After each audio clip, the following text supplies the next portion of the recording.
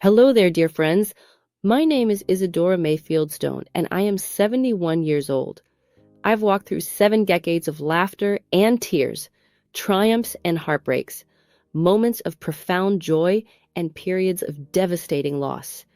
But the story I'm about to share with you happened just 4 years ago, when I believed my final chapter was written and the book of my life was ready to close forever. Before I begin, let me tell you what this story is truly about. It's about discovering that our most meaningful contributions often come not at the dawn of our lives, but when we think we have the least to offer the world. It's about a widow who felt invisible, forgotten, reduced to nothing more than a ghost haunting her own existence, only to learn that her greatest impact was waiting patiently in the shadows. Most importantly, it's about how our deepest wounds, our most profound losses, can become the fertile soil from which our most beautiful and unexpected gardens grow. My story begins on a Thursday morning in April, 4 years ago. I remember it was Thursday because that's when the mail arrives late on Elm Avenue, always after 10 o'clock, and I was sitting on my front porch swing waiting for something, anything, to break the suffocating monotony of another empty day, stretching endlessly before me. The morning was crisp and clear, the kind of spring day that Cornelius would have declared perfect for working in our garden. But Cornelius had been gone for 10 months by then. 10 long, hollow months since the cancer finally claimed victory in the battle we'd been fighting together for 3 grueling years. 10 months since I became one of those women you see in grocery stores, buying single servings of everything, talking to cashiers a little too long, because they might be the only human voices I'd hear that day. The house felt cavernous without Cornelius's presence filling it. His booming laugh no longer echoed through the hallways. His terrible puns no longer made me groan and smile simultaneously. His off-key humming while he shaved no longer provided the soundtrack to my mornings. Every room held the ghosts of conversations we'd never finish, projects we'd never complete together, dreams we'd never see fulfilled. The silence was so complete, so oppressive, that sometimes I found myself talking aloud just to hear a human voice, even if it was only my own. Our grown children meant well, bless their hearts. Bartholomew lived in Oregon with his wife Patricia and their twin daughters, running a small architectural firm that demanded 60-hour weeks. Millicent had settled in Texas after medical school, building her pediatric practice while raising 2 sons who kept her and her husband exhausted but fulfilled. They called dutifully every Sunday evening, their voices carefully cheerful as they asked how I was managing. But I could hear the strain beneath their concern, the careful way they measured their words, as if I might shatter completely if they said the wrong thing. They had full, demanding lives of their own, complete with mortgages and parent-teacher conferences and Little League games and piano recitals.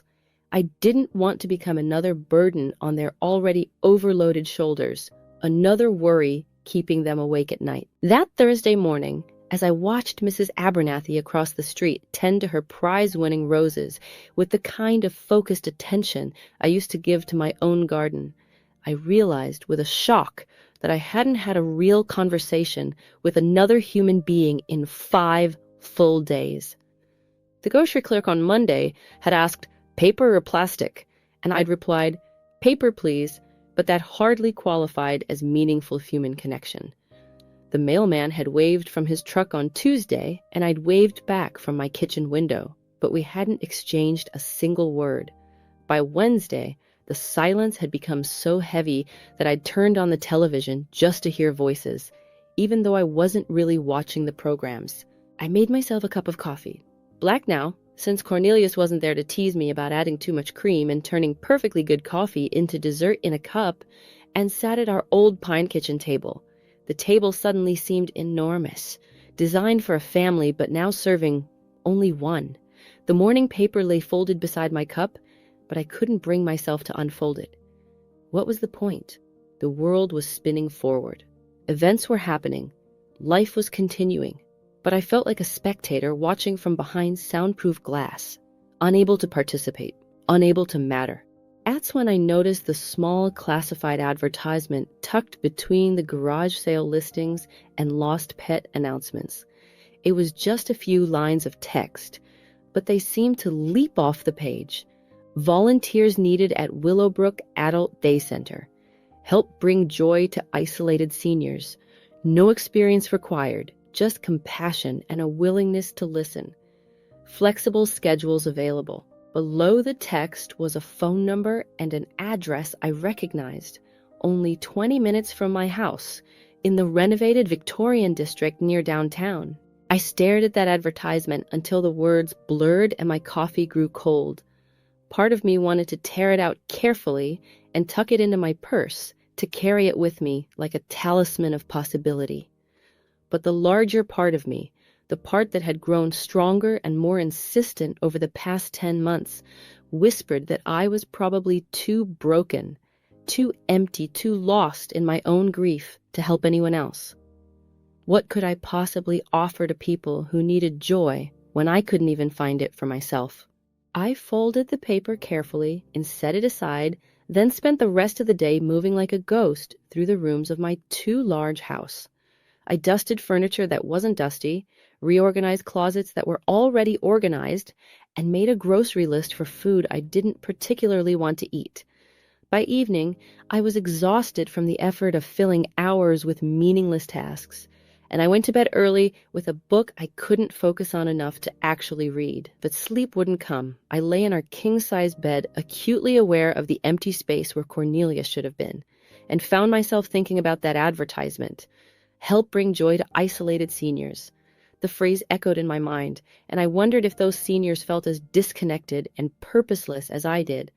Were there other people sitting in their own two quiet houses wondering if anyone would notice if they simply disappeared? For 2 weeks, that tiny advertisement haunted me like a persistent melody I couldn't shake. I'd thrown the newspaper away, recycled it with all the other papers I couldn't bring myself to read completely, but I couldn't discard the memory of those few lines of text. Every time I ate another solitary dinner while watching the evening news, every time I turned off the television just to hear something other than the sound of my own breathing, every time I woke up at 3 a.m. reaching for Cornelius's familiar warmth and finding only cool, empty sheets, I thought about those words, help bring joy to isolated seniors.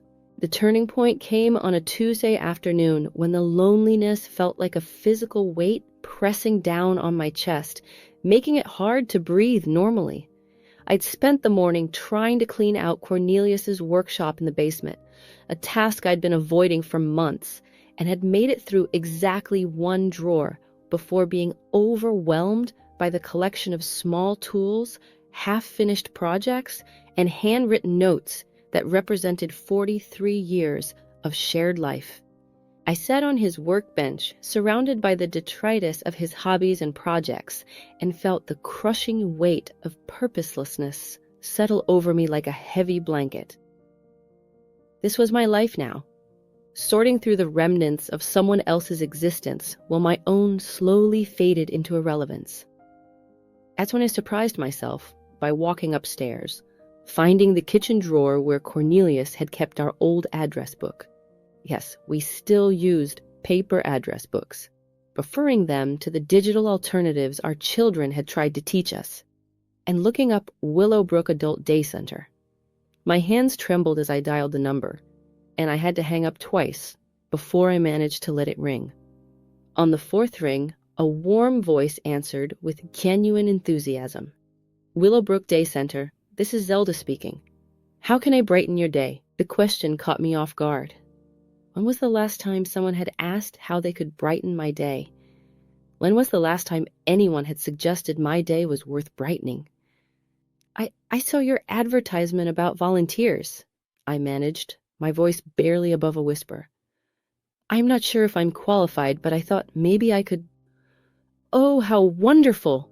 Zelda's enthusiasm was immediately infectious, like sunshine breaking through heavy clouds. We're always looking for caring people who want to make a difference. What kind of experience do you have with seniors? The question felt like a gentle challenge. What experience did I have? I'd been a wife for 43 years, a mother for 38, a retired elementary school teacher for 15 years before I'd had to leave early to care for Cornelius. But since his death, I felt like I'd lost all my identities at once, like I'd been stripped of every role that had ever defined me. I used to teach third grade, I said finally, my voice growing slightly stronger. 32 years in the classroom before I retired, and I've had some recent experience with loss, with grief, with feeling like the world has moved on without you. There was a gentle pause, filled with understanding rather than awkwardness. Sometimes the most important qualification is simply knowing what it feels like to need connection, Zelda said softly. Our participants aren't looking for experts or professionals.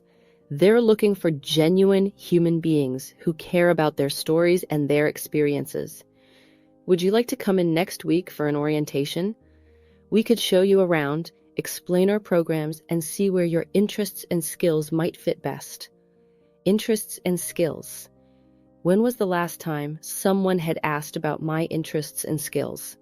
When was the last time I'd even thought about having any? I should warn you, I said hesitantly, I don't have any experience with nursing or medical care. I've never worked in a facility like yours. Oh, honey, Zelda laughed, and there was so much warmth in her voice that I found myself smiling for the first time in weeks. Most of our volunteers don't have medical backgrounds. What we need most are people who can simply be present with our participants. People who can listen to their stories, share in their interests, maybe play a game of cards or help with a craft project. Sometimes the most healing thing we can offer is just authentic human companionship.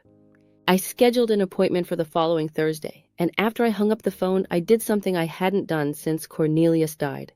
I sat in his favorite armchair.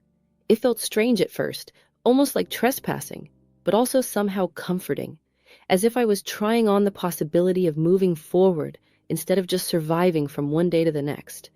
That night, I had the first peaceful sleep I'd experienced in months. I dreamed of Cornelius, but instead of the nightmares about his illness that usually plagued me, I dreamed of him encouraging me to try something new, to step outside the safe boundaries of my grief and see what possibilities might be waiting.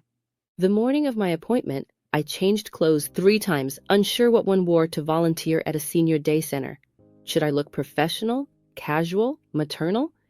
I finally settled on a simple navy cardigan and khaki slacks, the kind of outfit I used to wear for parent-teacher conferences, practical but approachable. Willowbrook Adult Day Center occupied a beautifully renovated Victorian house on Maple Street, just at the edge of the historic downtown district. The building was painted a welcoming shade of sage green with white trim, and the wraparound porch was lined with wooden rocking chairs, several of which were occupied despite the cool October morning. I could see people sitting outside, some chatting animatedly, others dozing peacefully in the autumn sunshine, a few reading books or working on what appeared to be craft projects. A hand-painted sign by the front door read "Welcome" in 6 different languages, and flower boxes beneath the windows overflowed with chrysanthemums and ornamental kale in brilliant shades of gold, burgundy, and deep purple. As I parked Cornelius's old Buick, a car I'd been almost afraid to drive for months after his death, I noticed how well-maintained everything looked. The gardens were carefully tended, with walking paths winding between raised beds filled with late-season vegetables and herbs. Benches were strategically placed in sunny spots and shaded areas, accommodating different preferences and needs. Bird feeders hung from several trees, and I could see small groups of finches and chickadees taking advantage of the morning feeding time. Zelda turned out to be a petite woman in her early 50s, with silver-streaked auburn hair pulled back in a practical but attractive bun, and the kindest brown eyes I'd ever encountered. She met me at the front door with a warmth that immediately put me at ease, as if she'd been looking forward to my visit all week. "You must be Isadora," she said, extending her hand with a firm, confident grip. "I'm so glad you decided to come in. I have a feeling you're going to love what we do here." The interior of Willowbrook was nothing like what I'd expected from my limited experience with institutional settings. Instead of sterile hallways and harsh fluorescent lighting, I found myself in what felt like someone's beloved grandmother's house, if that grandmother happened to have about 60 grandchildren visiting at once. The hardwood floors gleamed with warm honey tones, and the walls were painted in soft, inviting colors. Artwork hung throughout the space, and I quickly realized that most of it had been created by the participants themselves. There were watercolor landscapes, charcoal portraits, quilted wall hangings, and pottery pieces that spoke of genuine skill and creativity. The tour that followed completely transformed my understanding of what aging and community could look like. This wasn't a place where people came to be managed or entertained. It was a place where they came to remain engaged with life, to pursue interests, to maintain friendships, to continue growing and learning. In the main living area, I watched a man who appeared to be in his 80s teaching a woman my own age the finer points of chess strategy. Their conversation was animated and intellectually engaging, filled with good-natured competition and mutual respect. Near the fireplace, a group of 5 people had gathered around a 1,000-piece jigsaw puzzle depicting the Golden Gate Bridge, and their collaboration was marked by the kind of easy camaraderie that comes from shared focus and common purpose. "We serve about 80 people each day," Zelda explained, as we walked through rooms filled with laughter, conversation, and meaningful activity. They come from all different backgrounds and circumstances. Some live alone and need social connection and intellectual stimulation. Others have families who work during the day and want their loved ones to be engaged in community life rather than isolated at home. Some are dealing with early memory changes, but are still highly capable in most areas. Others are physically challenged, but mentally sharp and eager to contribute their knowledge and experience. We paused to watch a group of people working on what appeared to be a complex weaving project, their hands moving with practiced skill as they created a large tapestry depicting local wildlife scenes. "What they all have in common," Zelda continued, "is that they want to remain active participants in life rather than passive recipients of care. They want to use their skills, share their knowledge, form genuine relationships, and contribute to something meaningful." We stopped at a sun-filled room where several people were working with what I initially thought were fabric scraps and embroidery thread, but which I quickly realized was a much more sophisticated operation. "This is our fiber arts studio," Zelda said. "The group is currently working on a collaborative quilting project that tells the story of our city's history. Each person researches and creates squares that represent different eras and aspects of local life. Everything from the founding of the first mill to the arrival of the railroad to the integration of the schools. When they're finished, a quilt will be displayed in the city hall and copies of the squares will become part of the Historical Society's permanent collection." I found myself drawn to watch a tiny woman with intricate silver braids who was carefully stitching what appeared to be a detailed representation of a one-room schoolhouse, complete with miniature children playing in the yard. Her hands moved with remarkable steadiness and precision, and there was an expression of deep concentration and satisfaction on her weathered face. "That's Octavia Wyndham," Zelda said quietly. "She taught in a one-room schoolhouse for 47 years before consolidation closed it down. She's been coming here for 3 years now, ever since she had to move off the family farm, where she'd lived for 8 decades. When she first arrived, she barely spoke to anyone. Her daughter was convinced she was developing dementia because she seemed so disconnected from everything around her." I watched Octavia hold up her square to examine it in the natural light streaming through the large windows. She looked completely absorbed in her work, and there was obvious pride in her careful assessment of her craftsmanship. "What changed?" I asked. "Purpose," Zelda said simply. She needed something meaningful to do with her hands and her memories, something that honored her life experiences while contributing to a larger community project. The quilting gave her a way to preserve and share her knowledge of local history, while creating something beautiful that will outlast all of us. She paused, watching as Octavia made a small adjustment to her stitching. It turned out she wasn't developing dementia at all. She was grieving the loss of her identity as a teacher and a farmer. Once she found a new way to use those identities in service of something meaningful, she came back to life in ways that amazed everyone, especially her daughter. I understood exactly what Zelda meant. The loss of identity, the feeling that everything that had once defined you had been stripped away, leaving nothing but an empty shell going through the motions of existence. I knew that feeling intimately. What kind of volunteer work would I be doing? I asked. That depends entirely on your interests, skills, and what feels meaningful to you, Zelda said.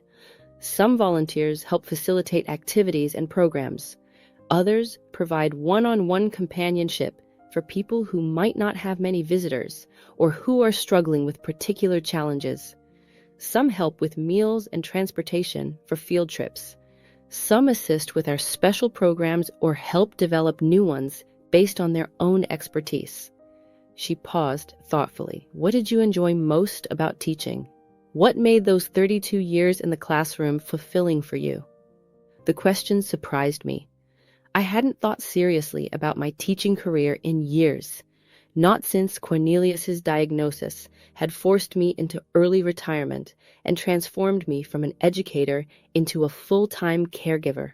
I loved helping children discover they were capable of more than they thought possible, I said slowly, the words coming from a place I'd almost forgotten existed.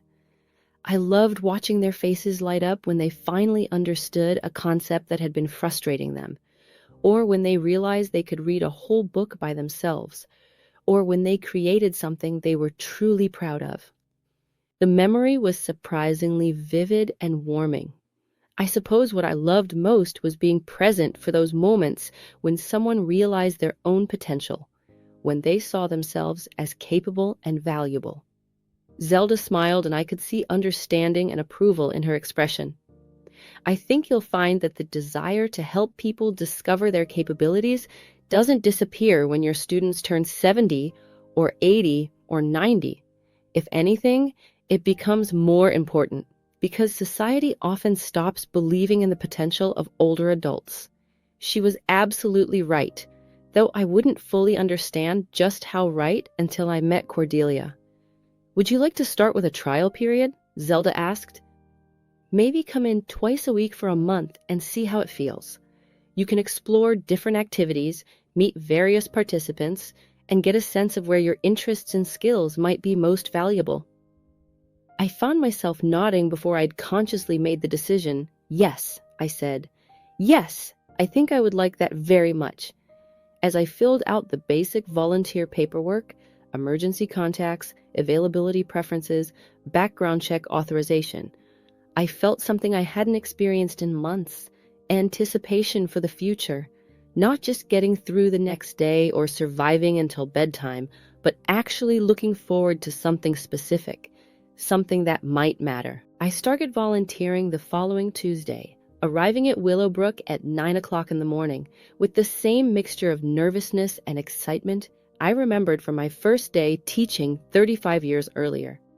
Zelda introduced me to the other staff members and volunteers, a diverse group of people ranging in age from college students fulfilling service learning requirements to retirees who'd been volunteering at Willowbrook for over a decade.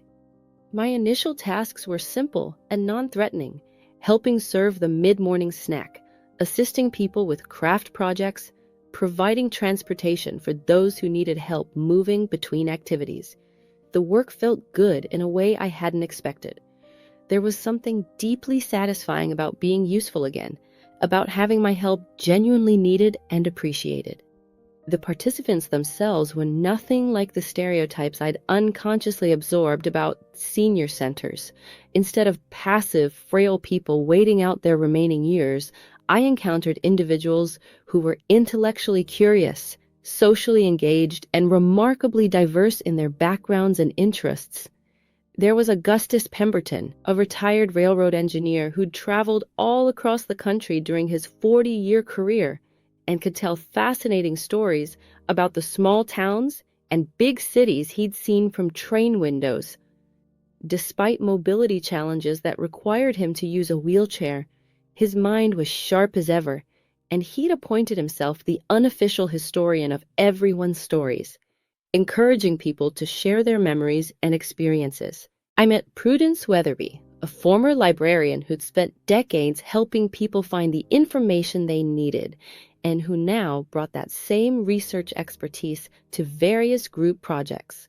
She could locate obscure historical facts, track down hard-to-find resources, and organize information in ways that made complex projects manageable for everyone involved. There was Cornelius Washington. Yes, we had both a Cornelius and a Cordelia at Willowbrook, which led to some amusing confusion. A retired jazz musician whose eyesight had been severely compromised by diabetes complications. But his hearing remained exceptionally acute. He'd become our unofficial music therapist, able to identify the emotional needs of different participants and suggest musical activities that lifted spirits or provided comfort as needed. Each person I met had lived a full, complex life filled with achievements, relationships, challenges overcome, and wisdom gained through experience. They weren't broken or diminished people waiting for the end. They were individuals with rich histories and ongoing interests who simply needed community, purpose, and opportunities to continue growing. But it was during my second week that I encountered someone who would change not just my volunteer experience, but my entire understanding of what was possible in the later chapters of life. She was sitting alone in the sunroom, positioned near the large windows that overlooked the bird feeding stations Willowbrook maintained in their garden. At first glance, she appeared to be watching the constant activity at the feeders: house finches, chickadees, cardinals, and nuthatches coming and going in the endless search for food that occupies so much of wild birds' daily existence. But something about her posture, her stillness, the quality of her attention, suggested that she was looking through the birds rather than at them, lost in some internal landscape that had nothing to do with the world outside the glass. She was probably in her mid-70s, with elegant bone structure and carefully styled white hair that spoke of someone who'd once taken great pride in her appearance, but was now simply going through the motions of self-care. She sat very straight in her chair, hands folded precisely in her lap, wearing a soft lavender sweater and gray slacks that were clearly well made, but somehow seemed too large for her frame, as if she'd been gradually shrinking inside her own clothes. "That's our newest participant," Zelda told me quietly when she noticed me observing the woman. "Cordelia Evangeline Blackstone. She moved here from Nashville about 6 weeks ago after her daughter became concerned about her living alone. She participates politely in whatever activities we suggest, eats lunch without complaint, and spends most of her time sitting by those windows. But she seems unreachable." I finished. "Exactly. She's perfectly pleasant to everyone, answers questions when asked, follows directions without resistance. But there's no spark, no engagement, no sign that any of this means anything to her. It's like she's going through the motions of being alive without actually feeling alive." I recognized the description because I'd been living it myself for months. The careful politeness that masked complete emotional numbness. The compliance that came from being too empty to resist or assert preferences. The way you could participate in activities, respond to conversation, even smile at appropriate moments, while feeling completely disconnected from your own experience. "How long has she been like this?" I asked. "According to her daughter, it started about 2 years ago when Cordelia's husband died," Zelda said, "but it became much worse after she had to leave Nashville and move here. Evangeline, that's her daughter, says her mother used to be vibrant, engaged, passionate about her interests. She was apparently some kind of nature enthusiast, very knowledgeable about local wildlife. But after the move, It's like she just disappeared inside herself. I understood that disappearing act intimately, the way grief could hollow you out until you felt like you were impersonating your former self, going through familiar motions without any of the emotional content that had once made those actions meaningful. Over the following days, I found myself increasingly drawn to Cordelia's quiet corner of the sunroom. I would position myself nearby while helping other participants with their activities, stealing glances at her still figure, trying to understand what I was seeing in her face. She wasn't sleeping. Her posture was too alert for that. She wasn't exactly daydreaming either. There was too much tension in her stillness. She seemed to be enduring something, waiting for something, or perhaps just existing in that suspended state between life and whatever comes after. It was during my third week as a volunteer that I decided to take a direct approach. Instead of working with other participants while observing Cordelia from a distance, I pulled up a chair directly beside her in front of the large windows. "Good morning, Cordelia," I said, settling myself with the same kind of careful attention to comfort and positioning that I'd learned from watching her. "I'm Isadora. I don't think we've been properly introduced." She turned to look at me with mild surprise, as if she'd been so lost in her own thoughts that she hadn't noticed my approach. "Good morning," she said politely, her voice soft but clear. "Are you new here?" "I'm a volunteer," I explained. "I've been coming for a few weeks now, but I realize I haven't taken the time to really talk with you. I notice you seem to enjoy watching the birds." She glanced back toward the feeding stations, where a bright red cardinal was methodically cracking sunflower seeds with mechanical precision. "They're busy," she said simply. "They are," I agreed, following her gaze. "Do you know much about birds?" For the first time since I've been watching her, I saw a flicker of something beyond polite disengagement cross her face. It was brief, like sunlight breaking through heavy clouds for just a moment before being covered again, but unmistakable. "I used to," she said quietly. So quietly I had to lean closer to hear her clearly. "What kind of birds did you used to know about?" I asked, keeping my voice gentle and conversational rather than probing. She was quiet for such a long time that I thought she wasn't going to answer. I was about to change the subject to something less personal when she finally spoke. "I used to keep detailed bird journals," she said, still looking out the window rather than at me. "Field notes on behavior, migration patterns, breeding activities, seasonal variations. I could identify over 200 species by sight, and probably 50 more by their calls and songs. 200 species." I repeated, genuinely impressed. "That's remarkable. How did you develop that level of expertise?" Again, the long pause, as if she was deciding whether to trust me with something precious and fragile. "My husband Thaddeus and I started birding on our honeymoon," she said finally, and for the first time, I heard something approaching warmth in her voice. "We went to the Great Smoky Mountains in 1967, and he surprised me with a field guide and a pair of binoculars. I thought he'd lost his mind. We were supposed to be relaxing, not studying." A ghost of a smile flickered across her lips. But by the end of that week, I was more excited about spotting a pileated woodpecker than I'd been about anything else on the entire trip. Thaddeus used to tease me that he'd created a monster. "How long did you keep journals?" I asked. 47 years, she said, and now there was unmistakable pride in her voice. "Every bird we identified, where we saw it, what time of year, what it was doing, what the weather conditions were, what other species were present. We traveled all over the country, sometimes all over North America, just to add new species to our life lists."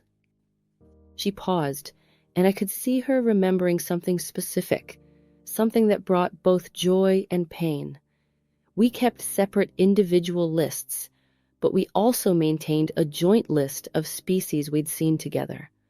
Competition and collaboration at the same time. By the time she stopped abruptly, the shadow falling across her face again. "By the time Thaddeus died?" I asked gently. She nodded without speaking, and I saw tears forming in her eyes. You must miss that shared passion terribly, I said.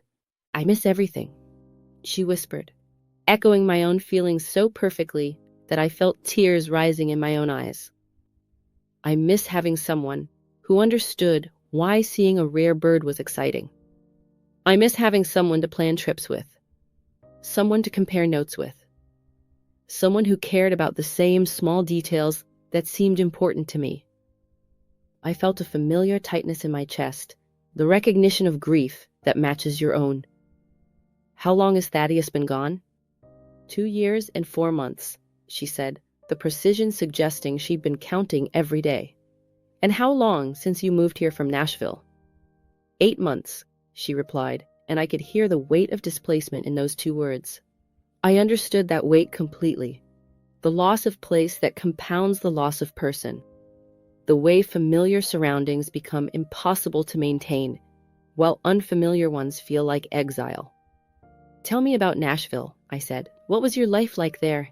And slowly, carefully, like someone testing the structural integrity of a bridge before trusting it with their full weight, Cordelia began to share her story. Over the following several weeks, Cordelia gradually opened up to me about the life she'd lived before grief and geographical displacement had stripped away everything familiar. Our conversations became the anchor points of my volunteer schedule. I found myself looking forward to Tuesday and Thursday mornings, not just because they gave me purpose and human connection, but specifically because they meant I could spend time listening to Cordelia's carefully shared memories and observations. The picture that emerged was of a woman who had lived a rich, purposeful life filled with passion, expertise, and meaningful contribution to causes she cared deeply about. Cordelia and Thaddeus had been married for 51 years, partners in the truest sense of the word. They'd never had children, not by choice initially, but because conception hadn't happened for them, and by the time they might have explored alternatives. They'd discovered that their shared interests and activities filled their lives with such richness and meaning that they felt complete as they were. Instead of channeling their nurturing instincts into raising children, they devoted themselves to understanding, protecting, and celebrating the natural world, particularly the birds that had captured their imagination on their honeymoon. What had started as a casual hobby had evolved into serious avocation, then into genuine expertise that was recognized and valued by professional ornithologists and conservation organizations throughout the region. We weren't just amateur birders, Cordelia explained during one of our morning conversations, her voice carrying the pride of someone who'd mastered a complex discipline. We became citizen scientists, contributing data to research projects that help track population changes, migration patterns, breeding success rates, and the impacts of environmental changes on bird communities.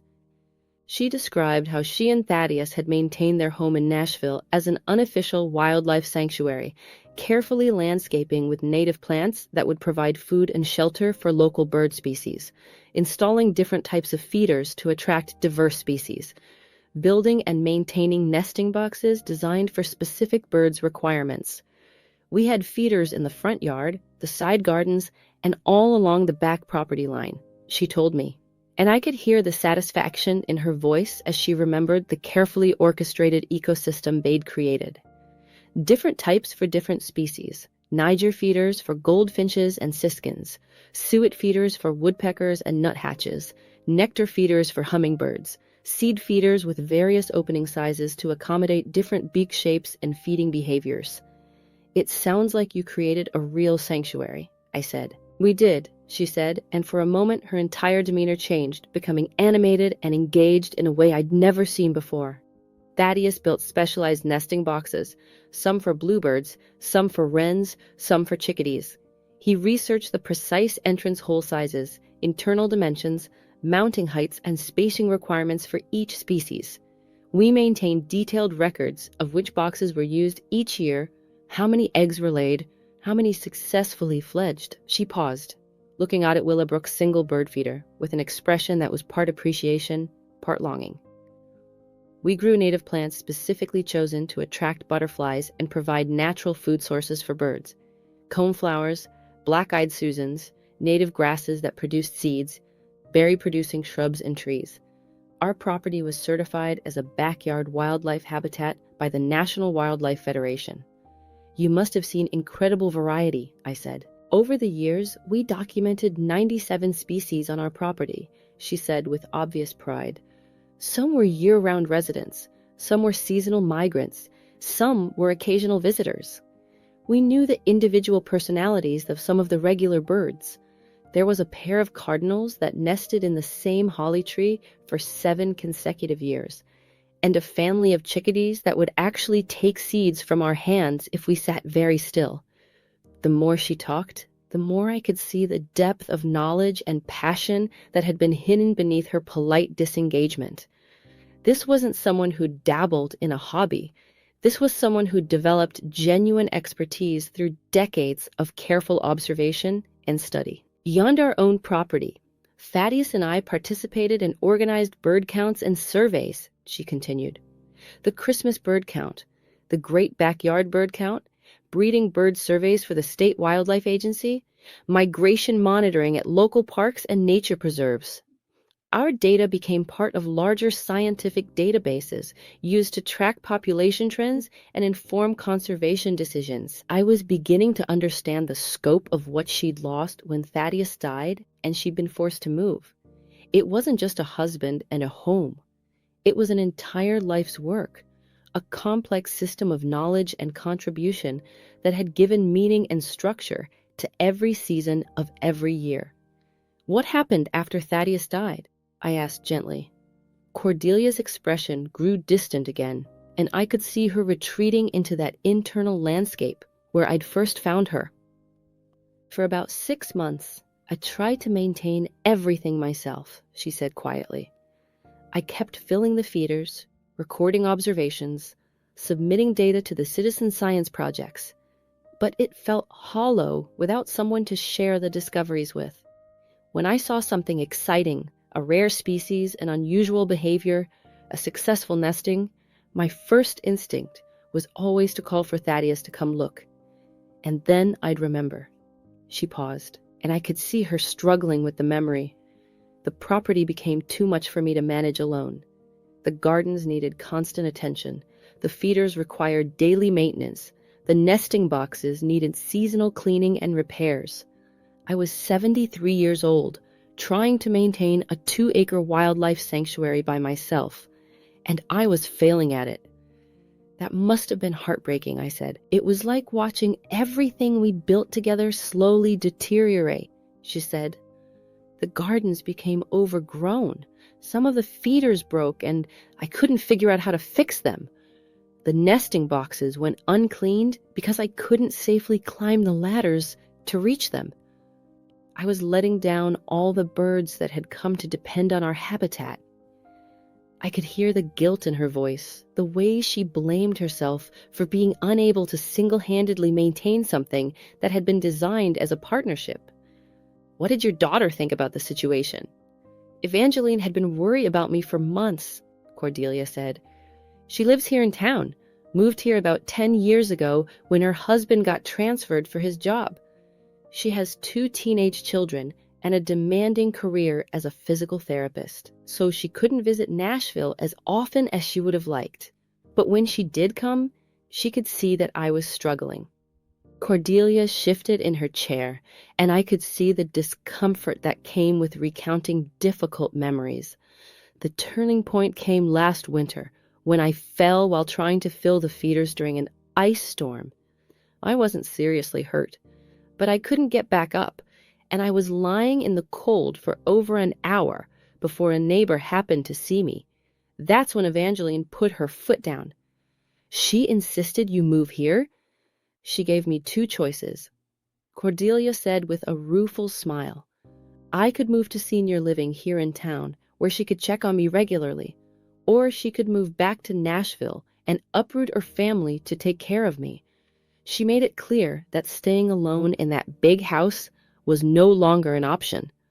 I understood the impossible position both mother and daughter had been in, Evangeline couldn't ignore her mother's safety and well-being. But Cordelia couldn't bear the thought of disrupting her daughter's established life. So you chose to move here. I chose the option that seemed least disruptive to everyone else, she said. But it meant leaving everything behind. The house where we'd lived for 38 years, the gardens we'd spent decades developing, the bird community we'd come to know as individuals. Most of our possessions had to be sold or donated because my new apartment was less than a quarter the size of our house. She looked down at her hands, which were folded precisely in her lap. Evangeline tried to save the things she thought were most important, some of my bird books, a few photo albums, my good china, but there was no room for the filing cabinets full of field notes, the decades of observation logs, the extensive library of bird guides and reference materials. No room for Thaddeus's workshop tools or the specialized equipment we'd used for bird photography. And certainly no space for continuing the kind of habitat management that had been central to our lives. You lost your life's work, I said, and it wasn't a question. I lost everything that had made me who I was, she said simply.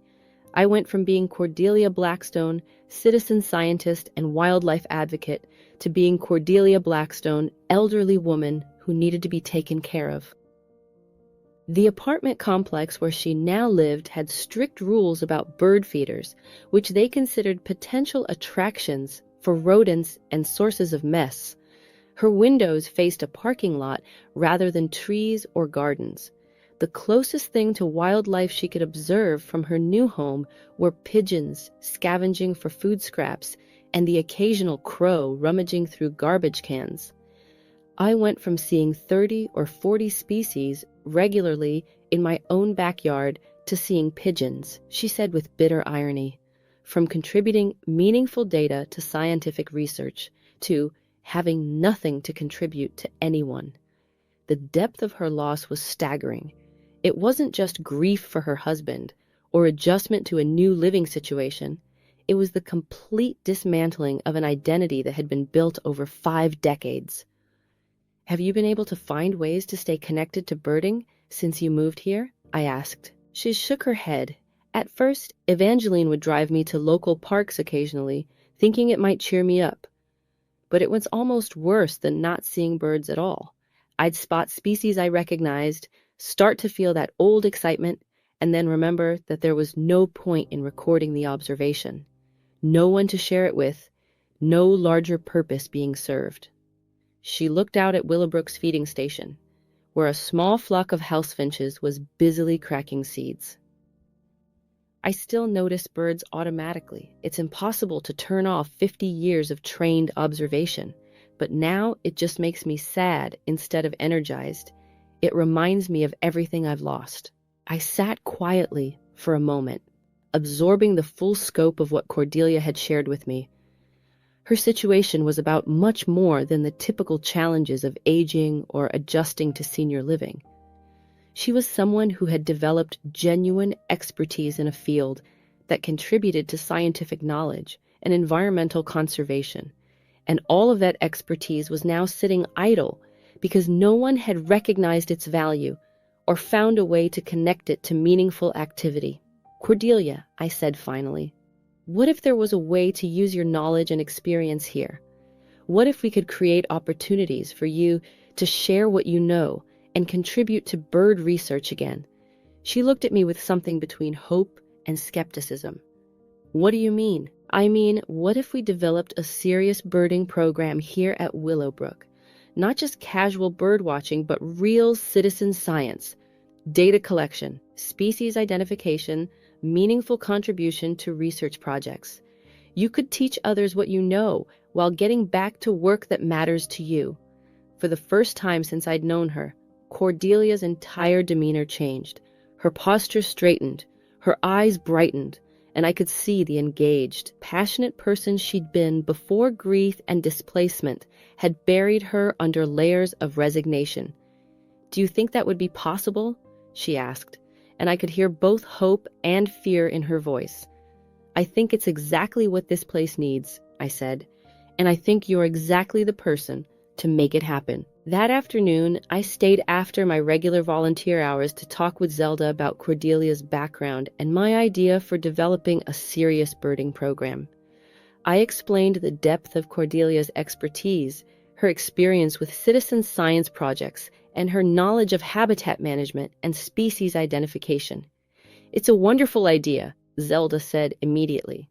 "We've had the bird feeders outside the sunroom for years, but we've never done anything systematic with them. Most of our participants enjoy watching the birds, but no one has the knowledge to turn that interest into real education or meaningful activity." "What would we need to get started?" I asked.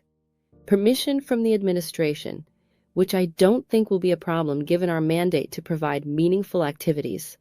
Some funding for additional feeders and bird identification materials.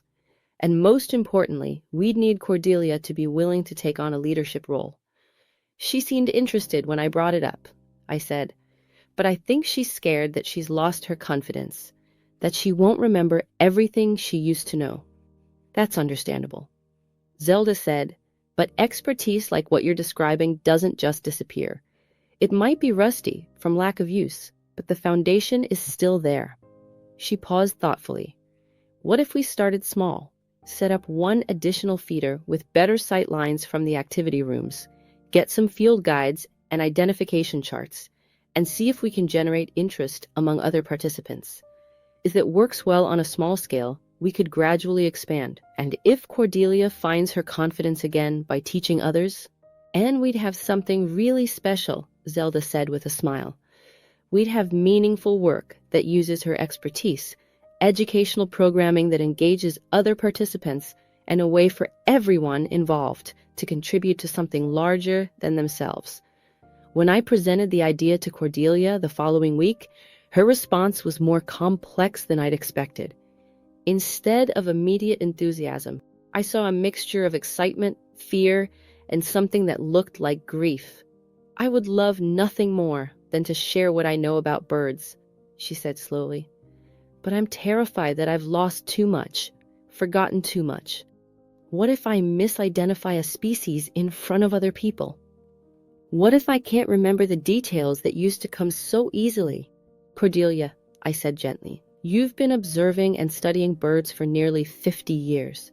That knowledge doesn't disappear overnight. And teaching isn't about being perfect. It's about sharing your passion and helping others develop their own understanding." "But what if the other participants aren't interested? What if I'm boring or too technical, or they think I'm just a lonely old woman trying to relive her past?"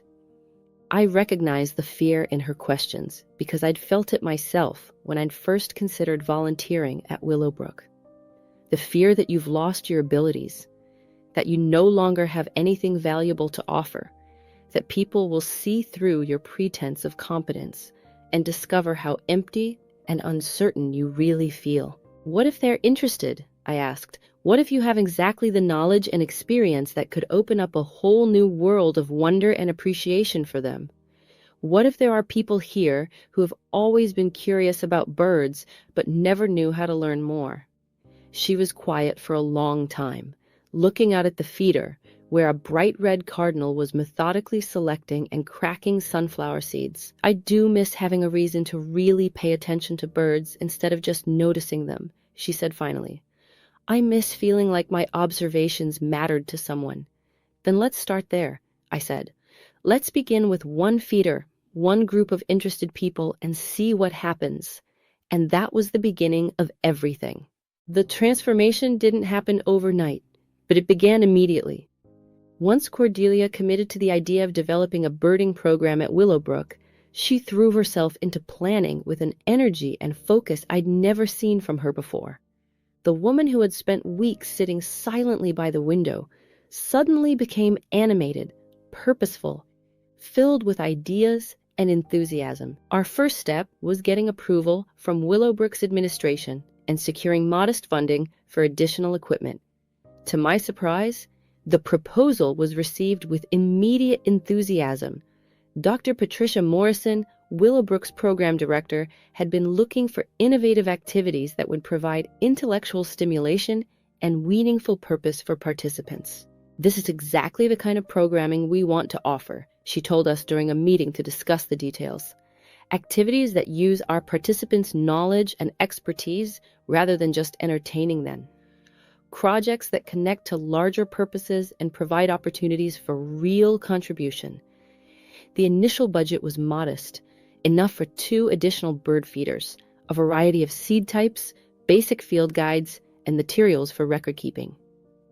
But Cordelia approached the planning as if she were designing a comprehensive research station. If we're going to do this, we should do it properly, she told me as we reviewed catalogs of bird feeding equipment. Different species have different feeding preferences, different beak shapes designed for different types of seeds. If we want to attract diversity and provide good educational opportunities, we need to think carefully about placement, seed types, and feeder designs.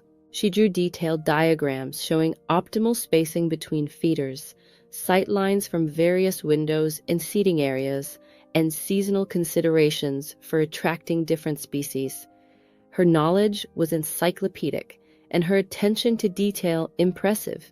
But what struck me most was how alive she seemed when she was applying her expertise to a real project. We should position this Niger feeder about 15 feet from the sunflower seed feeder, she explained, pointing to her carefully sketched layout. Goldfinches and siskins prefer Niger, but they're also social species that like to feed near other birds. The suet feeder should be on the oak tree because woodpeckers and nuthatches prefer to feed on vertical surfaces that mimic tree bark. I found myself learning as much as I was helping, gaining appreciation for the complexity of knowledge that lay behind what had always seemed like a simple hobby to me. Our first official birding session was scheduled for a Tuesday morning in early November. I was nervous, wondering if other Willowbrook participants would be interested in what might seem like a quiet, academic activity compared to the more obviously social activities like games or crafts. I needn't have worried. When we announced the new program, 12 people signed up immediately, and several others asked to be notified about future sessions. The group that gathered in the sunroom that Tuesday morning was diverse in age, background, and physical capabilities, but united by curiosity and eagerness to learn something new. Octavia Wyndham, the retired teacher and quilter I'd met on my first day, was there with a small notebook and pen, ready to take notes as if she were attending a graduate seminar. Augustus Pemberton, the former railroad engineer, had positioned his wheelchair for optimal viewing of the feeders and had brought a pair of opera glasses he borrowed from another resident. Prudence Weatherby, the retired librarian, had already checked out several bird identification guides from the local library and arrived armed with preliminary research. But it was Cornelius Washington, the retired jazz musician with limited vision, whose presence surprised me most. I hadn't expected someone with serious visual impairments to be interested in bird watching.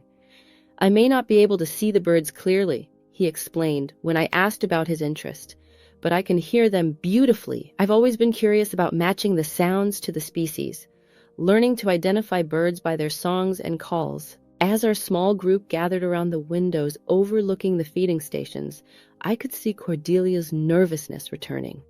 Her hands trembled slightly as she organized her notes and materials, and she kept glancing at me with an expression that seemed to ask if it wasn't too late to change her mind.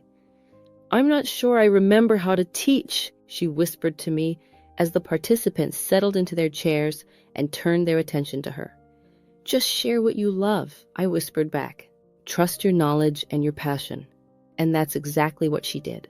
"The most important thing about bird watching," Cordelia began, her voice growing stronger and more confident as she spoke, "isn't perfect identification skills or expensive equipment. It's learning to pay attention, really pay attention to the world around us." She pointed toward the feeders outside the window, where a house finch was systematically selecting and discarding seeds until it found ones to its liking. "See how that little male house finch examines each seed before deciding whether to eat it? See how he turns his head frequently to scan for predators even while he's feeding?" That bird is making dozens of survival decisions every minute, and most people walk past bird feeders without even noticing the complex behaviors happening right in front of them. Augustus leaned forward, immediately engaged. I always wondered why some birds seem so much more nervous than others when they're eating. That's an excellent observation, Cordeline said, and I could see her confidence returning as she recognized the genuine interest in his question. Different species have different levels of predator awareness based on their size, their nesting habits, their position in the food chain, and their natural behaviors. For the next hour and a half, Cordelia guided the group through a series of observations that transformed the simple act of looking out the window into a lesson in ecology, behavior, and evolutionary adaptation. She taught them to notice field marks, the specific physical features that distinguish one species from another. She explained feeding preferences, territorial behaviors, and seasonal changes in bird activity patterns. But most importantly, she gave them a sense that they were participating in something meaningful beyond personal entertainment. Every bird we identify and record will become part of citizen science databases used by researchers studying population trends, climate change impacts, conservation needs, she told them. You're not just watching birds for your own enjoyment. You're becoming citizen scientists, contributing to real research that helps protect bird populations for future generations. The enthusiasm in the room was palpable. Octavia had filled 3 pages with careful notes about distinguishing features of different finch species. Augustus was planning to purchase his own binoculars so he could observe birds from his apartment window. Prudence was already compiling a list of additional reference materials she wanted to acquire for the group. Even Cornelius had discovered that his exceptional hearing allowed him to contribute unique observations about bird vocalizations that others couldn't make. But the most remarkable transformation was in Cordelia herself. For the first time since I'd known her, she looked truly alive. Her posture was confident, her eyes sparkled with enthusiasm, and she radiated the deep satisfaction that comes from doing work that matches your abilities and serves a purpose you care about. How did it feel? I asked, as we cleaned up materials after the other participants had left for lunch. Like remembering who I used to be, she said, carefully organizing the field guides and note-taking sheets we distributed, but also like discovering who I might still become. She paused, looking out at the feeders, where several species were taking advantage of the midday feeding time. I'd forgotten how much I love teaching, how satisfying it is to see someone's face light up when they finally understand something that had been confusing them. And I'd forgotten how much I enjoy my own knowledge when I'm sharing it with people who genuinely want to learn. You were magnificent, I told her, and I meant it completely. You turned a group of people who barely knew a cardinal from a robin into engaged citizen scientists in less than 2 hours. We're really going to do this, aren't we? She asked, and I could hear both excitement and a touch of amazement in her voice. We are already doing it, I said. The question is how far we're going to take it. Over the following weeks, the birding program grew organically in ways none of us had anticipated. Word spread through Willowbrook's participant community, and our Tuesday morning sessions expanded to include as many as 18 people. The initial curiosity about birds evolved into genuine engagement with the broader concepts of ecology, conservation, and environmental science. Cordelia developed increasingly sophisticated curriculum that built on participants' growing knowledge and confidence. She introduced concepts like habitat requirements, migration patterns, breeding behaviors, and the relationships between different species and their environments. She taught them to use field guides effectively, to take useful field notes, and to contribute data to established citizen science projects. But the program's real success wasn't measured in how much people learned about ornithology. It was measured in how it transformed the participants' relationship with the world around them and with their own sense of purpose and capability. Octavia, who had been struggling with depression and feelings of uselessness, since leaving her farm, discovered that her careful attention to detail and her natural teaching abilities made her invaluable as a mentor for newer participants.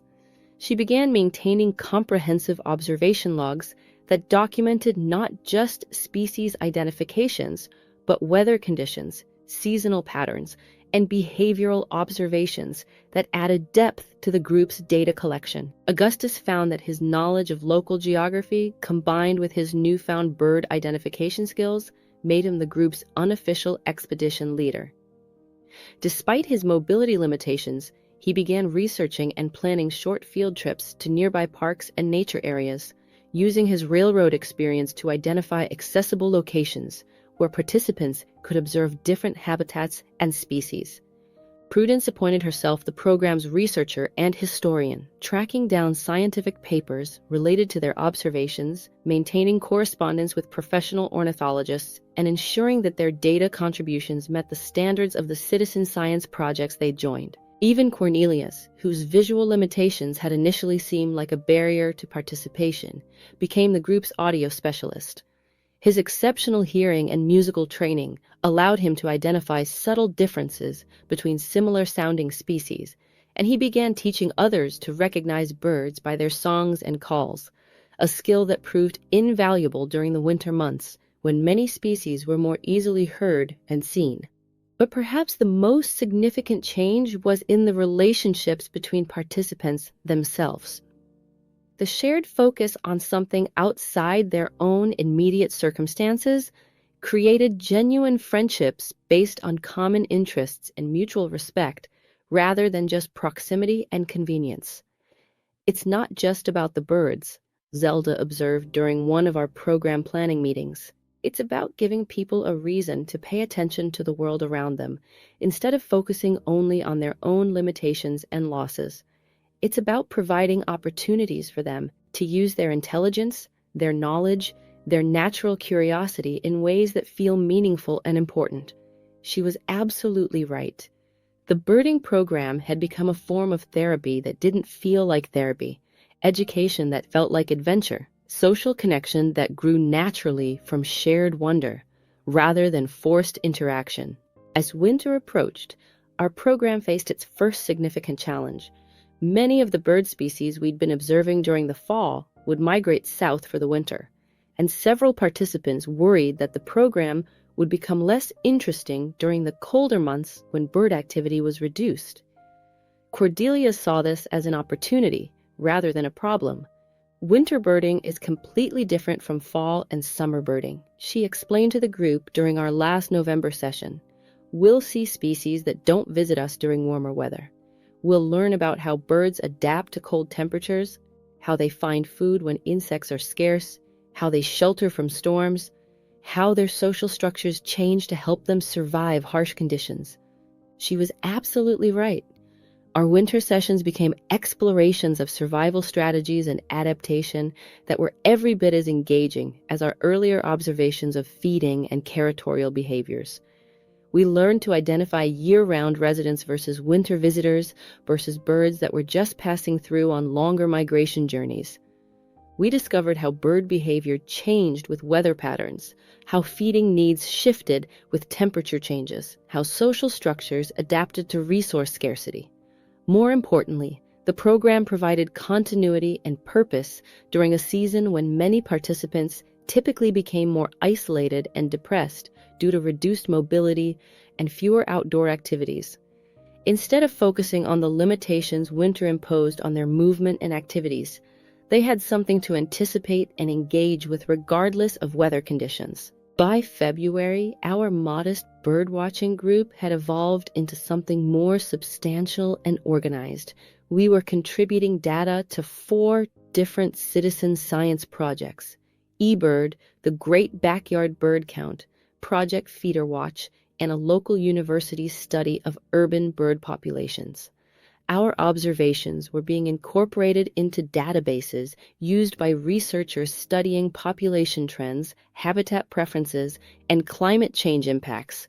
But more importantly, we had created something that mattered to everyone involved: participants looked forward to our sessions not just as social activities, but as meaningful work that contributed to scientific knowledge. They took pride in their developing expertise and in the data they were contributing to important research projects. And Cordelia had transformed from someone who felt invisible and useless into a respected teacher, mentor, and program leader whose knowledge and experience were valued not just by her students at Willowbrook, but by the broader scientific community that relied on citizen science contributions. 6 months ago, I thought my useful life was over. She told me one snowy February morning as we watched a pileated woodpecker, a species none of us had seen at our feeders before, systematically explore the suet feeder she'd specially positioned to attract larger woodpecker species. What changed? I asked, though I thought I knew the answer. I learned the difference between losing what I had and losing what I could still become, she said thoughtfully. Thaddeus and I built something beautiful together, and that will always be precious to me. But losing him didn't mean I had to stop building entirely. It just meant I had to learn to build in different ways, with different people for different purposes. She paused, watching the magnificent bird work methodically through the high-energy food we'd provided. I also learned that teaching is another form of love. When I share what Thaddeus and I learned together, I'm not just preserving our memory, I'm creating new relationships based on the same wonder and curiosity that brought us together in the first place. In March of our first year, something unexpected happened that changed the trajectory of our program in ways none of us had anticipated. Dr. Elena Rodriguez, a researcher from the State University's Department of Environmental Science, contacted Willowbrook after hearing about our birding program through professional networks in the citizen science community. I'm studying the effectiveness of nature-based activities in promoting cognitive health and social engagement among older adults, she explained during a phone conversation that Cordelia had asked me to join. Your program represents exactly the kind of innovative approach I believe could make a significant difference in how we think about aging and community involvement. Dr. Rodriguez had been tracking our data contributions to various citizen science projects and had noticed both the quality of our observations and the consistency of our participation. Our group's records were detailed, accurate, and submitted regularly, characteristics that distinguished serious citizen scientists from casual participants. Would you be interested in participating in a formal research study? She asked. We would document your methods more systematically and measure the impacts you're experiencing on cognitive function, social connectivity, and overall well-being. Cordelia looked at me with a mixture of excitement and apprehension. What would that involve for our participants? Baseline and follow-up assessments of cognitive function, mood, social engagement, and quality of life measures, Dr. Rodriguez explained, plus detailed documentation of your program structure, teaching methods, and learning outcomes. If our research confirms what I suspect, that programs like yours provide measurable benefits for older adults, it could lead to funding and support for similar programs throughout the region. The conversation continued for over an hour, with Dr. Rodriguez asking detailed questions about our curriculum, our data collection methods, and the backgrounds of our participants. I could see Cordelia becoming more animated and confident as she described the program she'd developed, the learning progression she'd designed, and the citizen science projects we'd joined. You've created something really sophisticated here, Dr. Rodriguez said.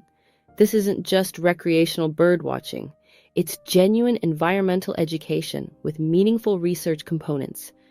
Your participants are receiving the kind of scientific training that we usually associate with graduate-level coursework.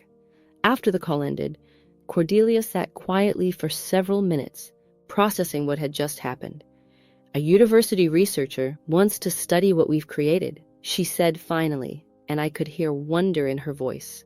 She thinks our program could become a model for other communities. How does that feel? I asked, Terrifying and thrilling in equal measure, she admitted.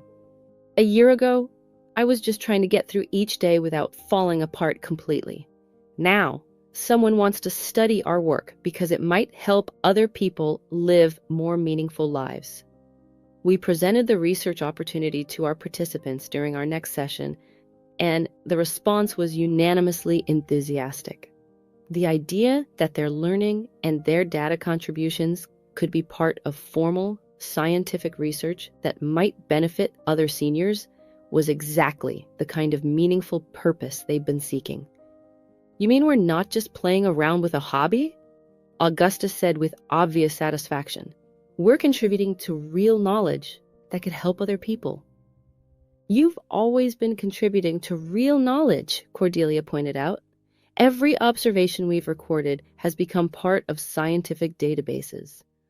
But now we'll also be contributing to knowledge about how nature-based learning affects older adults' cognitive and emotional well-being. The research partnership began that spring and brought new energy to our already thriving program. The formal documentation process helped us understand the scope of what we had achieved, not just in terms of bird knowledge acquired, but in terms of lives transformed and community built. The baseline assessments revealed that our participants showed significantly higher levels of cognitive engagement, social connection, and life satisfaction compared to control groups of seniors participating in more traditional recreational activities. The follow-up measures, conducted 6 months later, showed continued improvements in all areas, with particularly strong gains in working memory, attention span, and overall mood, but the most meaningful changes couldn't be captured in research metrics. Cordelia had transformed from someone who felt invisible and irrelevant into a respected teacher and program developer whose expertise was valued by both her students and the broader scientific community. She'd begun corresponding with other senior centers and nature organizations interested in developing similar programs, sharing curriculum materials and advice based on our experience. I feel more useful now than I did when I was working full-time. She told me one afternoon as we prepared materials for a presentation we'd been asked to give at a regional conference on innovative senior programming. Back then, I was maintaining knowledge I'd already acquired. Now, I'm creating something entirely new while using everything I'd learned before in ways I never imagined. The conference presentation, held at the State University in May, was both Cordelia's first formal speaking engagement in over 3 years and a watershed moment for our program. The audience of healthcare professionals, program administrators, and policy researchers was clearly impressed not just by our outcomes, but by the sophistication of our approach. Cordelia's presentation was masterful. She described our program's development, explained our teaching methods and learning progression, shared examples of our participants' work, and presented data from both our citizen science contributions and Dr. Rodriguez's research study. But what made the presentation truly compelling was her ability to connect the technical aspects of what we were doing to the human stories behind the success. She talked about Augustus, who had gone from casual curiosity about birds to leading field trips and mentoring new participants. She described Octavia's evolution from depression and isolation to confident teaching and detailed research. She shared Cornelius's discovery that his musical training gave him unique abilities as an audio naturalist that enhanced the entire group's learning. This program didn't succeed because we had special resources or unique advantages, she concluded. It succeeded because we recognized that older adults have knowledge, experience, and capabilities that shouldn't be wasted. We created opportunities for them to use those capabilities in service of something meaningful, both to themselves and to the broader scientific community. The standing ovation that followed brought tears to my eyes. But what moved me even more was seeing Evangeline, Cordelia's daughter, in the audience. She had driven up from her home 2 hours away to hear her mother speak, and the expression on her face was one of amazement and pride. I haven't seen Mom like this since before Dad died, Evangeline told me during the reception that followed the presentation. Actually, I haven't seen her like this ever. She's always been knowledgeable about birds, but she's never been a public speaker or a program developer. It's like she's discovering abilities she didn't know she had. Your mother has always had these abilities, I said. She just needed the right opportunity to use them in new ways. Thank you, Evangeline said simply. Thank you for seeing something in her that she couldn't see in herself. But I knew the truth was more complex than that. Cordelia had saved my life as much as I had influenced hers. In recognizing her potential and helping her find ways to use her expertise meaningfully, I had rediscovered my own sense of purpose and capability. In creating opportunities for her to teach and lead, I had learned to teach and lead in ways I'd never imagined possible. The success of our presentation at the State University Conference opened doors neither Cordelia nor I had anticipated. Within weeks, we began receiving invitations to speak at other conferences, consult with organizations interested in developing similar programs, and participate in research collaborations that would expand our work in new directions. The first major opportunity came from the State Department of Aging, which had been tasked with developing innovative programming to address social isolation and cognitive decline among seniors.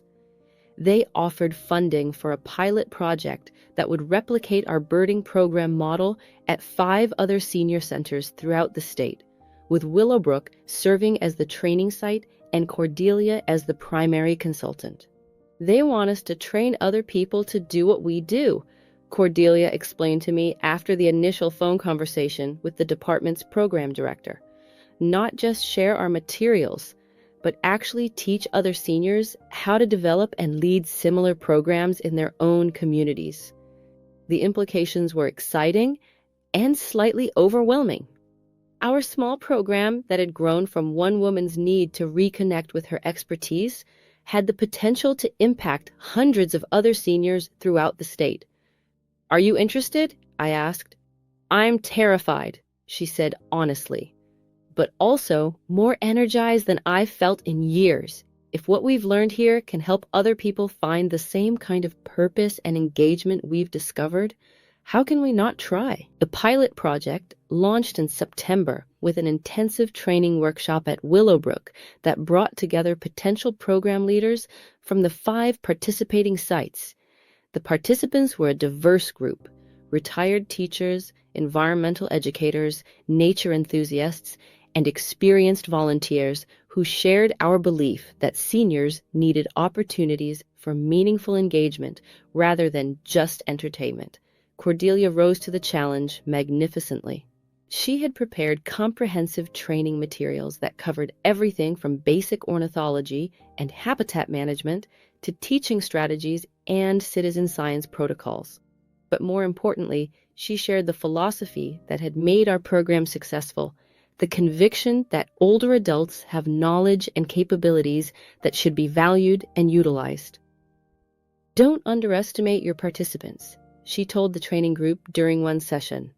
"They may be dealing with physical limitations or health challenges, but they have decades of life experience, professional expertise, and intellectual curiosity that can enhance any program. Your job isn't to entertain them. It's to create opportunities for them to surprise themselves with what they can still learn and accomplish." The workshop was remarkably successful, and by the end of the week, all 5 sites had committed to launching birding programs modeled on our approach. But what impressed me most was how much Cordelia had grown as an educator and program developer. She had evolved from someone who was nervous about teaching a small group of familiar participants to a confident consultant who could adapt our methods for different settings and populations. Over the following months, we traveled to each of the pilot sites to provide ongoing support and consultation.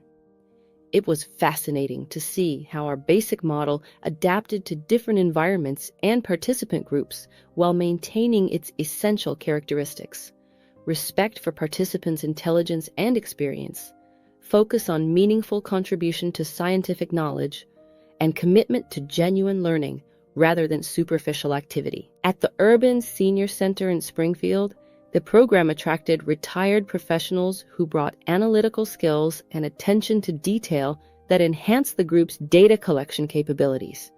At the Rural Center in Millerville, participants contributed extensive knowledge of local habitats and seasonal patterns that enriched everyone's understanding of bird behavior.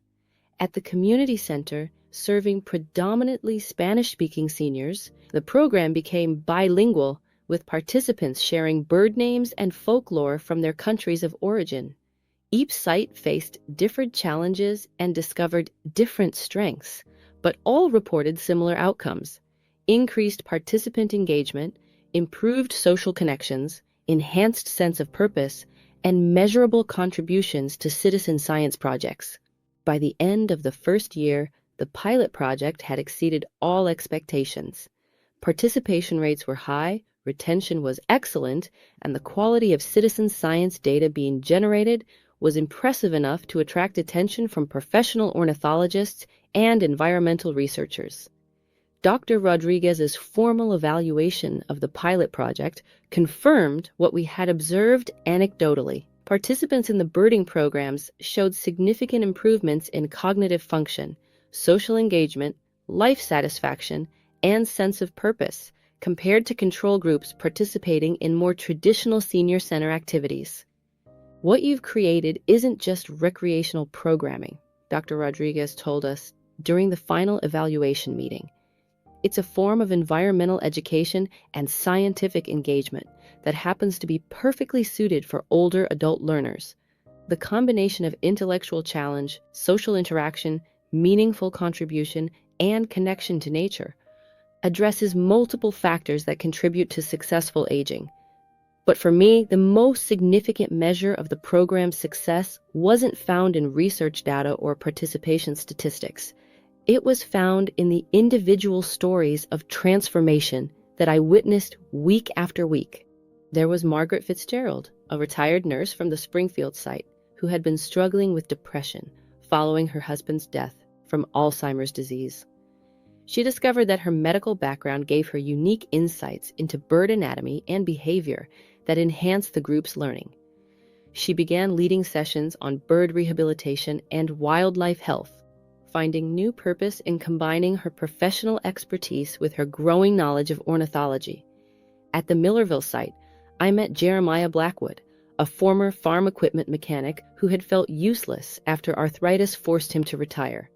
He applied his engineering knowledge to designing and building innovative bird feeders and nest boxes, creating specialized equipment that attracted species the group had never seen before. His workshop became a gathering place for participants who wanted to learn basic woodworking while contributing to their bird habitat. A most moving story came from Rosa Martinez at the Bilingual Community Center, a former factory worker who had never considered herself particularly educated or knowledgeable. She discovered that her childhood in rural Mexico had given her extensive knowledge of bird behavior and folklore that enriched everyone's understanding. She began teaching sessions that combined scientific observation with traditional ecological knowledge, bridging cultures and generations in ways that benefited the entire community. Each of these stories reinforced what Cordelia and I had learned at Willowbrook. Older adults don't need to be entertained or managed. They need to be challenged, valued, and given opportunities to contribute their knowledge and experience to meaningful endeavors. The success of the state pilot project led to even larger opportunities. The National Institute on Aging awarded our program a significant research grant to study the replication and scaling of nature-based citizen science programs for older adults.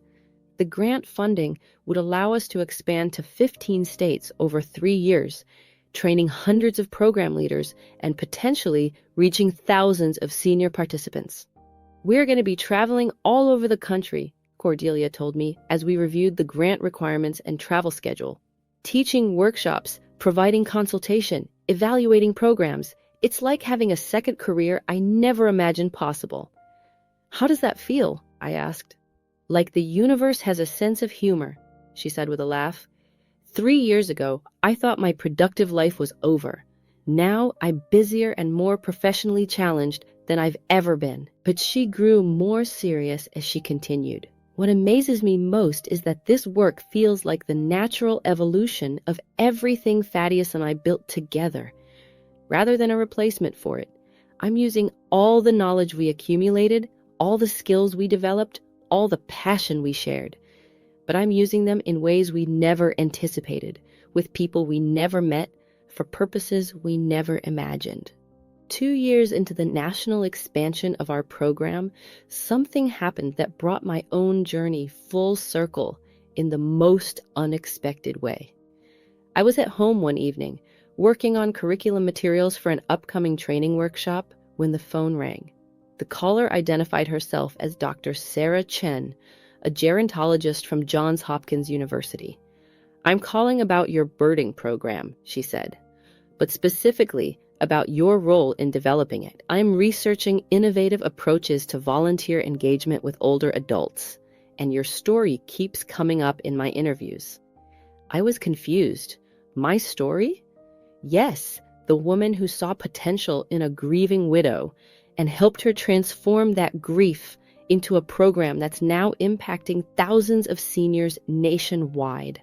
The educator who recognized that traditional volunteer roles weren't utilizing older adults' real capabilities and found ways to create genuine leadership opportunities. I had never thought of my role in quite those terms. From my perspective, I had simply been trying to help a friend while searching for my own sense of purpose after loss. "I'm not sure I understand," I said. "What you and Cordelia accomplished represents a completely different model for senior engagement," Dr. Chen explained.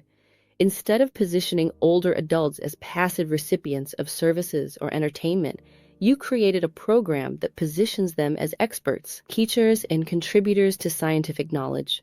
You've demonstrated that the right opportunities can transform grief and loss into purpose and impact."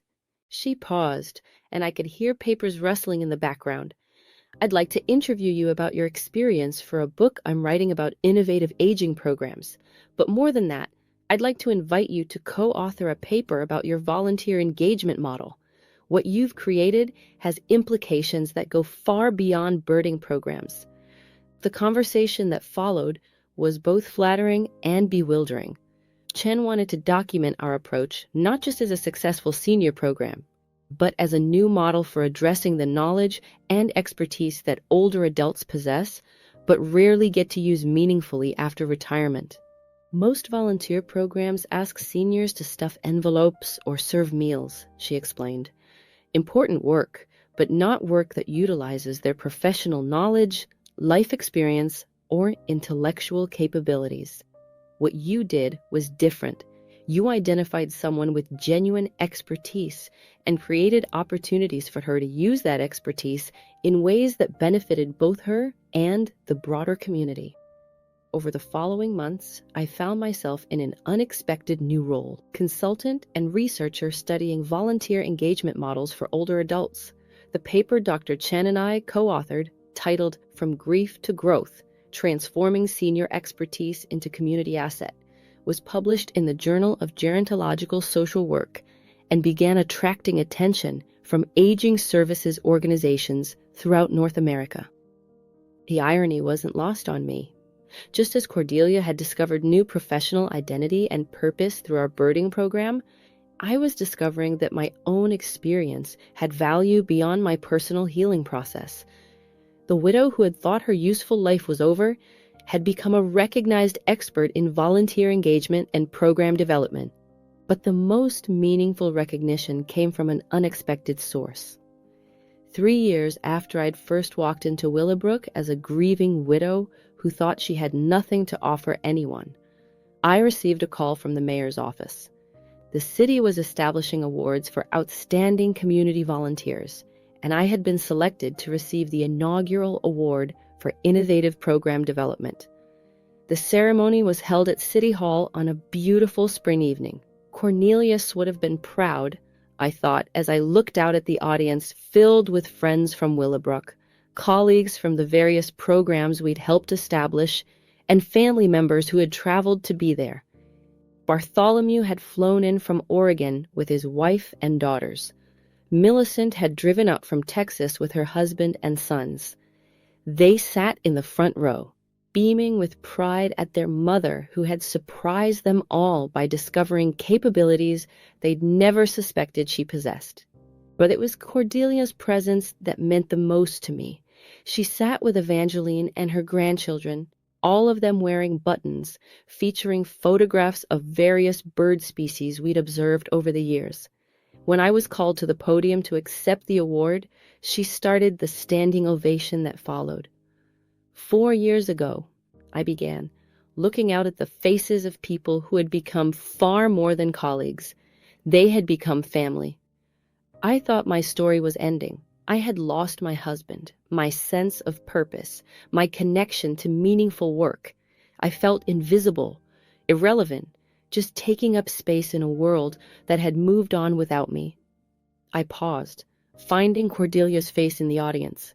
But I learned something important that night when I made a phone call that terrified me.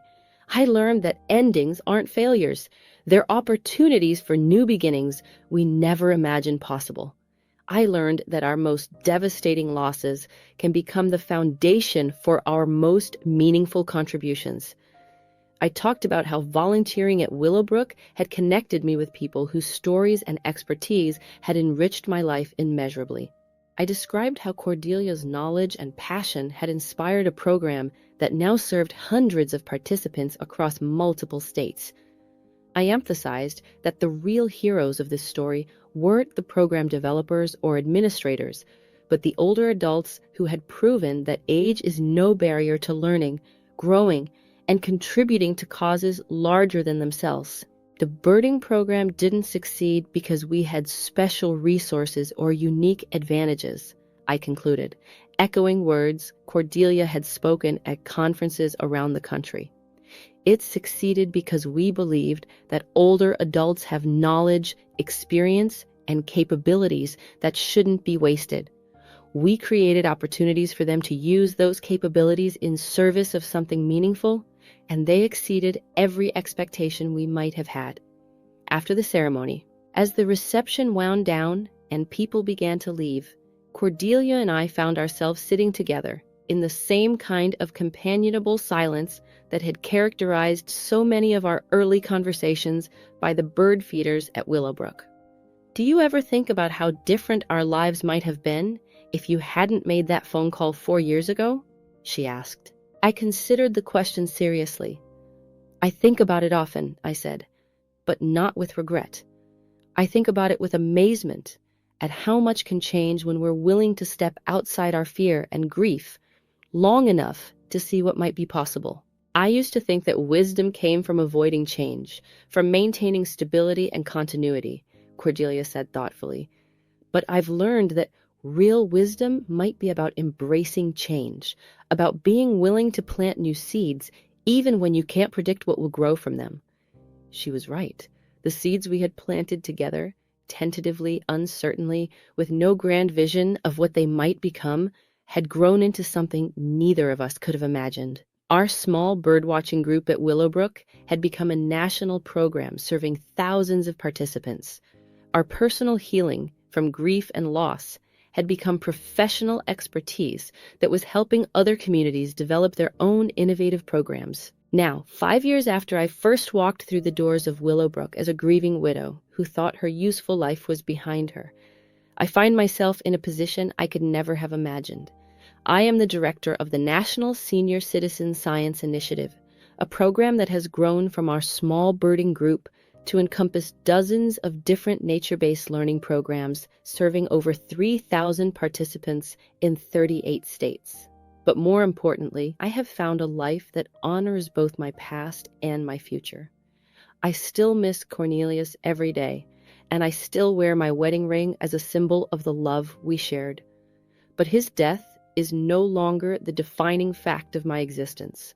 Instead, it has become part of a larger story about resilience, adaptation, and the unexpected directions life can take when we remain open to possibility. Our program has evolved far beyond what any of us originally envisioned. While birding remains our flagship offering, we now facilitate citizen science programs focused on butterfly monitoring, native plant restoration, weather observation, water quality testing, and pollinator conservation. Each program follows the same basic principles that made our original birding group successful: respect for participants' intelligence and experience, focus on meaningful contribution to scientific knowledge, and commitment to genuine learning rather than superficial activity. Cordelia, now 79, has become far more than my closest colleague. She has become one of my dearest friends and a sister in the truest sense. She travels with me to conferences and training workshops, sharing her story and her expertise with audiences throughout North America.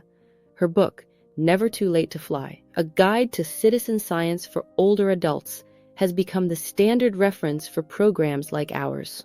But what brings me the most satisfaction are the individual stories of transformation that continue to emerge from our programs.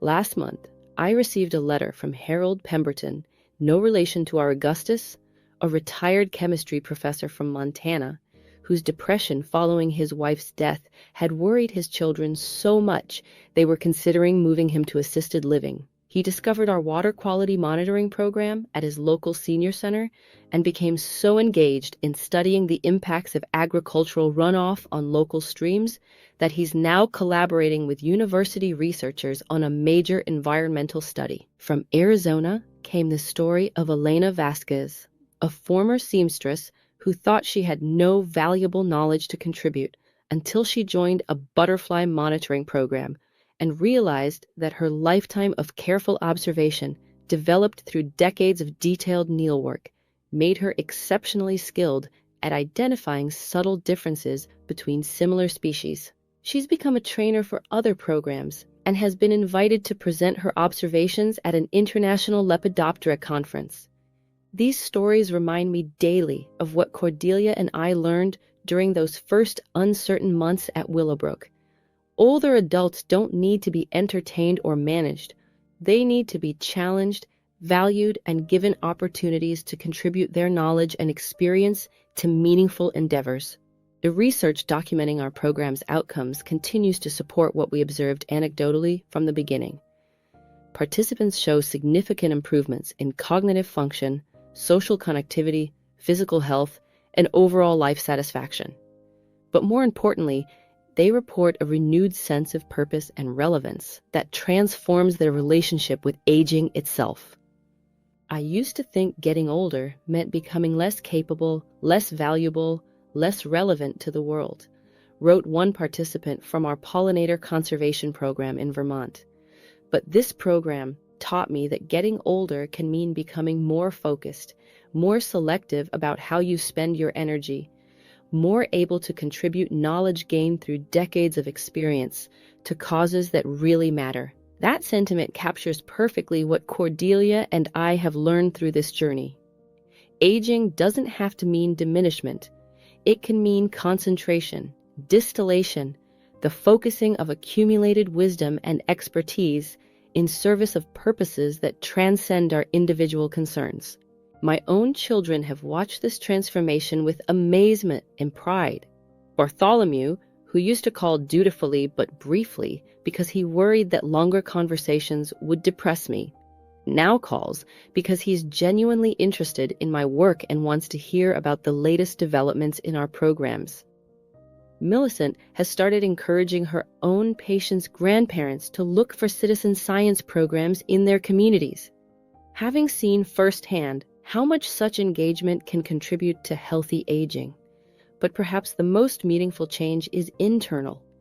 I wake up each morning with anticipation rather than dread. I have work to do that matters, relationships that enrich my life, and goals for the future that extend far beyond my own immediate needs. The empty house I return to each evening is no longer a mausoleum filled with memories of what I've lost. It's a comfortable headquarters for planning projects that will help other people discover what they might still become. Cornelius's workshop in the basement, which I couldn't bear to enter for over a year after his death, has become my office space. His workbench is now covered with program materials, research papers, and correspondence from citizen scientists across the country. The tools he used for his woodworking projects sit alongside field guides and data collection sheets. It feels like the perfect integration of past and present, honoring what we built together while making space for what I'm building now. Last week, while working on training materials for a new program launch in Canada, I found myself thinking about the advertisement that started this entire journey. Help bring joy to isolated seniors. At the time, I thought the advertisement was talking about bringing joy to other people, to the participants at Willowbrook who needed companionship and engagement. I realize now that the most isolated senior who needed joy was me. In reaching out to help others, I saved myself. In recognizing Cordelia's potential when she couldn't see it, I rediscovered my own. In creating opportunities for other people to contribute meaningfully to scientific knowledge, I found my own path to meaningful contribution. As I finish writing this story, I'm sitting in our original observation room at Willowbrook, surrounded by the gentle sounds of participants discussing the morning's bird observations. The program that started with 12 curious people and a handful of basic field guides now serves over 60 participants weekly and has spawned similar programs in communities throughout the region. Cordelia is across the room, working with a new volunteer who's interested in developing a program focused on native plant identification and habitat restoration. Her face is bright with the satisfaction of passing on knowledge that will help both plants and people flourish. At 79, she moves through the world with confidence and purpose, consulting with programs across the continent, mentoring new leaders, and continuing to expand her own knowledge in ways that amaze everyone who knows her. The original participants from our first sessions have become teachers and mentors themselves.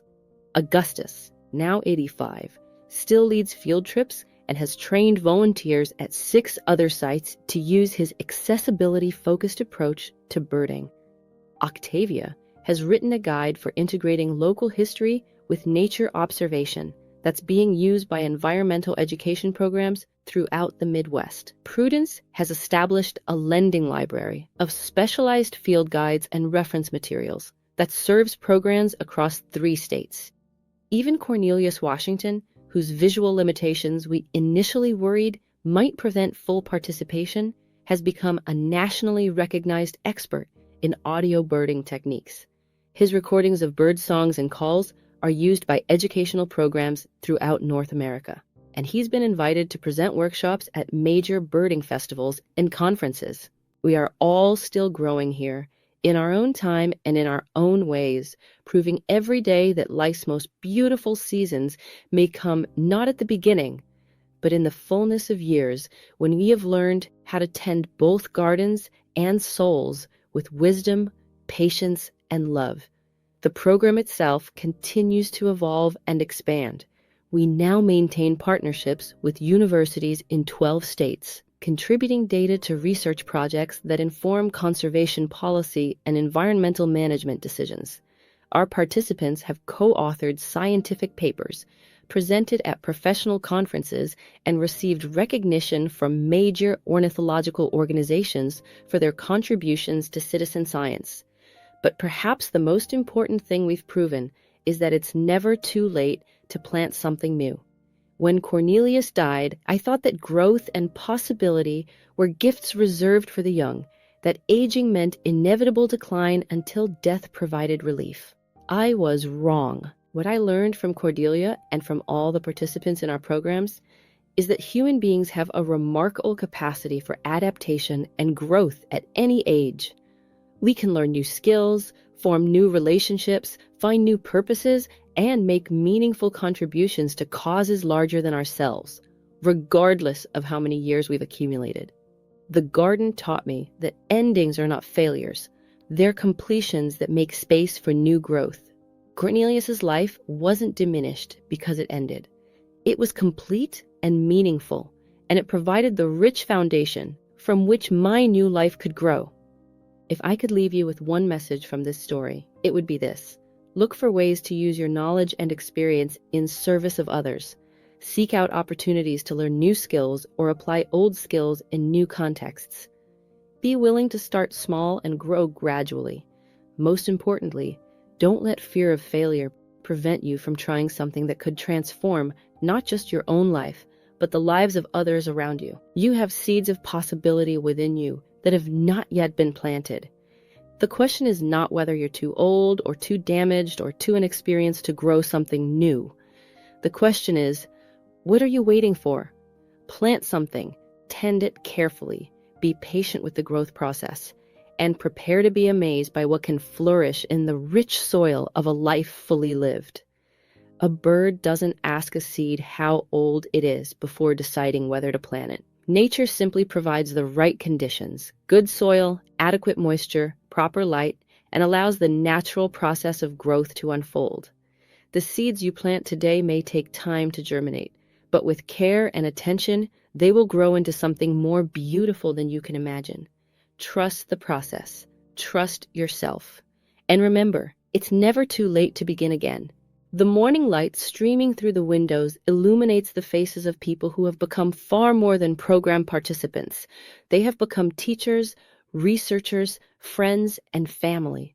Their animated discussions about seasonal migration patterns and habitat preferences fill the room with the kind of purposeful energy that comes from meaningful work shared among people who value each other's contributions. This is what we've built together, not just a program or a service or an activity, but a community of learners who prove every day that the human capacity for growth, discovery, and contribution knows no expiration date. We are living proof that the most beautiful chapters of our lives may be yet to come, waiting patiently for us to have the courage to turn the page and begin writing something entirely new. Author's note: this story is dedicated to all those who believe their most meaningful contributions are behind them. May you discover that your greatest gifts to the world may be yet to come, waiting patiently in the soil of your accumulated wisdom for the right season to bloom.